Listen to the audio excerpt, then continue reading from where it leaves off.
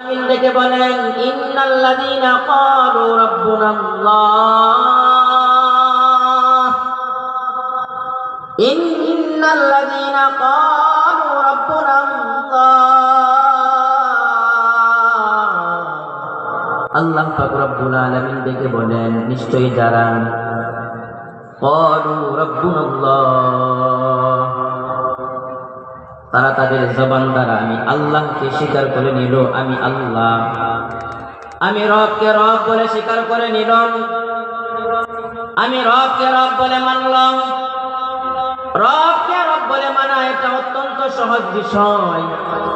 আমরা নামাজ পড়ি, রোজা রাখি, আল্লাহ তাআলার হুকুম মানি, কিন্তু বিপদে আপদে বিভিন্ন সময় অনেক বিপদ আসে, মুসিবত আসে।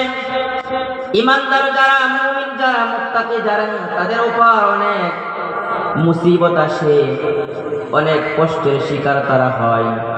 আল্লাহ পাক রব্বুল আলামিন বলেন বিপদ যখন আসবে ধৈর্য ধারণ করবে, সবর করবে, দাঙ্গা হাঙ্গামা ভয় করবে না, আমি আল্লাহকে রব বলে স্বীকার করলো এবং এর উপর অটল অবিচল থাকলো। আল্লাহ পাক রব্বুল আলামিন বলেন তাতানাজ্জালু আলাইহিমুল মালাইকা, সুসংবাদ লও, শুনে রাখো, আমি আল্লাহ পাক রব্বুল আলামিন ফেরেশতাদেরকে পাঠিয়ে দিব। বলেন সুবহানাল্লাহ। আমি আল্লাহ পাক রব্বুল আলামিন ফেরেশতাদেরকে পাঠিয়ে দিব। ফেরেশতারা আসবেন আর সুসংবাদ দিবে আল্লাহ তাখাফু ওয়ালা তাহজানু, তোমাদের কোনো ভয় নাই, তোমাদের কোনো পেরেশানি নাই।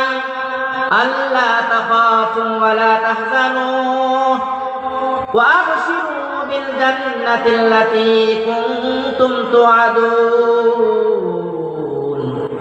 সুসংবাদ লও, জান্নাতের সুসংবাদ। আল্লাহ পাক রব্বুল আলামিন বলেন আমি আল্লাহকে যারা রব বলে স্বীকার করবে, রব বলে স্বীকার করার পর আবার যখন ইস্তেকামত থাকবে, আমি আল্লাহ পাক রব্বুল আলামিন তাদের জন্য ফেরেশতা পাঠাবো জমিনে। ফেরেশতা এসে সুসংবাদ দিবে তোমাদের কোনো ভয় নাই, তোমাদের কোনো পেরেশানি নাই। ওয়া আবশিরু বিল জান্নাতিল্লাতী কুনতুম তুআদুন, সুসংবাদ